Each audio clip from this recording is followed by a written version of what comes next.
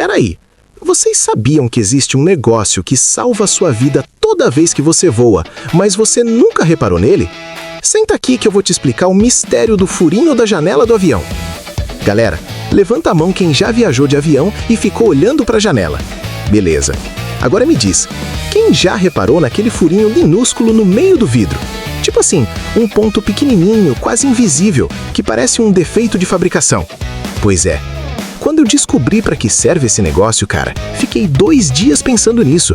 Porque olha só, aquilo ali não é um erro não, é engenharia pura. Bom, antes de mais nada, vamos entender uma coisa.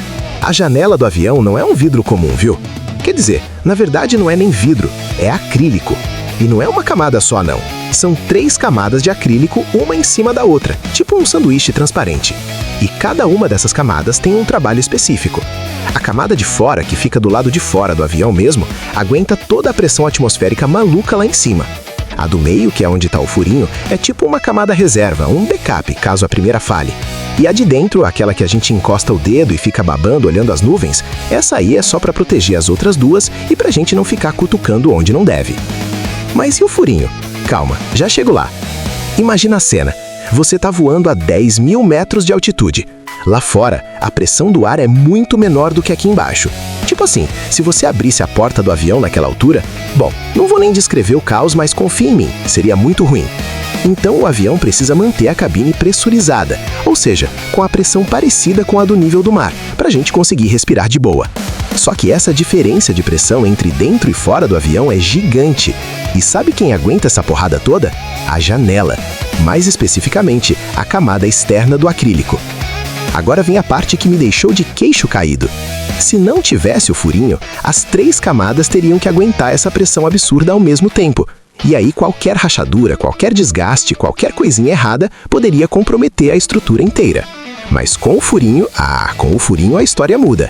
Esse buraquinho minúsculo, que tem uns míseros 1,5 milímetros de diâmetro, serve para equalizar a pressão entre a camada do meio e a camada interna. Olha só que sacada genial. Ele deixa o ar passar devagarzinho entre essas 2 camadas, fazendo com que só a camada externa precise aguentar a diferença de pressão gigante. As outras 2 ficam tranquilinhas, sem estresse. É tipo dividir o trabalho pesado só para quem foi feito para isso. Mas espera aí que o próximo ponto é muito mais doido. Porque além de ajudar na pressão, esse furinho também evita que a janela embace. Sabe quando você está num carro no frio e o vidro fica todo embaçado por dentro? Pois é, lá em cima, com a temperatura lá fora beirando os menos 50 graus Celsius e dentro da cabine um climinha agradável de uns 20 graus, o choque térmico é violento. Se não tivesse o furinho para regular a umidade entre as camadas, a janela ficaria embaçada e você não ia ver nada lá fora. E convenhamos, voar sem poder ver as nuvens é meio sem graça, né não? Ó, se tá curtindo, deixa o like aí, vai! Agora, tem um detalhe que eu ainda não contei e que é sensacional. Esse furinho é feito com uma precisão absurda. Ele não pode ser grande demais, senão a pressão escapa rápido demais e compromete a estabilidade. E não pode ser pequeno demais, senão não funciona direito. É literalmente calculado ao milímetro pelos engenheiros aeronáuticos. E olha, quando eu li sobre isso, pensei, rapaz, a humanidade é inteligente demais quando quer. Segundo especialistas em engenharia aeronáutica, esse sistema de tripla camada com o furinho de equalização foi desenvolvido lá nos anos 1950, quando os aviões começaram a voar em altitudes muito maiores. Antes disso, os voos eram mais baixos e não precisavam de tanta tecnologia nas janelas. Mas quando a aviação comercial evoluiu e os jatos começaram a cruzar acima de 10.000 metros, os engenheiros tiveram que repensar tudo. Aí criaram esse sisteminha simples, elegante e extremamente eficiente. Mas calma, tem reviravolta, porque muita gente acha que o furinho serve para, caso a janela quebre, o ar sair devagar. Mano, não, isso é mito total. O furinho não tem nada a ver com emergência ou escape de ar. Ele é puramente funcional para pressurização e prevenção de condensação. Se uma janela rachar de verdade durante o voo, que é algo extremamente raro, o avião tem sistemas de segurança muito mais complexos para lidar com isso. O furinho é só um detalhe de engenharia esperto que funciona o tempo todo, silenciosamente, sem você nem perceber. E olha, eu fiquei pensando, quantas vezes a gente viaja de avião e não faz ideia da quantidade de ciência e engenharia trabalhando para nossa segurança? Só naquela janelinha tem física, termodinâmica, ciência dos materiais, cálculo de pressão, é muita coisa. Ah, e tem mais uma sacada legal, o formato do furinho. Ele é perfeitamente redondo e polido, sem rebarbas. Isso não é por estética não, viu? É porque qualquer irregularidade poderia criar pontos de tensão no acrílico e, com o tempo, gerar rachaduras. Então até o acabamento do furinho é pensado nos mínimos detalhes.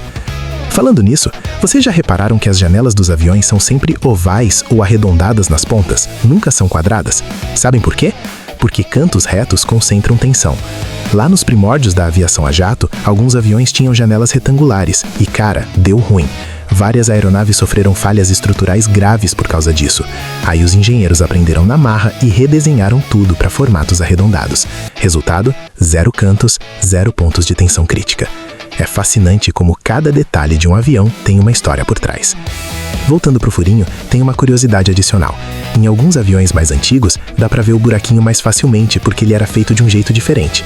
Já nos aviões modernos, tipo os Boeing 787 ou Airbus A350, o furinho é tão pequeno e tão bem integrado que você precisa chegar bem perto para enxergar.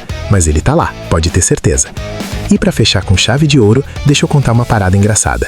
Tem gente que já tentou tapar o furinho achando que era um defeito. Sério, já rolou caso de passageiro que colou chiclete ou fita adesiva no buraquinho porque achou que era um vazamento. Gente, não façam isso.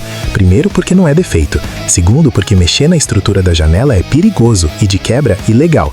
E terceiro, porque, bem, os comissários vão ficar muito bravos com você. Manda nos comentários, qual te chocou mais?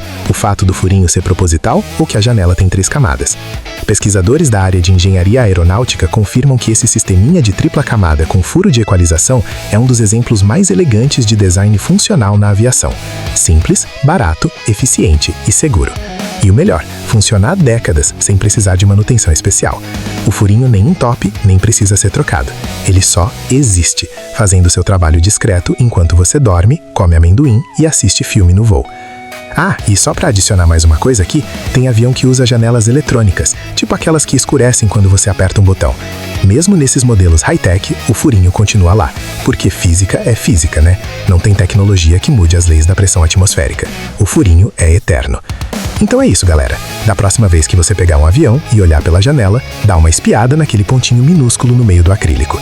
E lembra que aquele negocinho ali, que parece nada, é na verdade um pequeno herói da engenharia, trabalhando em silêncio, mantendo você seguro, confortável e com uma vista linda lá de cima. Já aproveita e se inscreve para não perder o próximo vídeo. Rubinho assina embaixo. Abraço e até breve!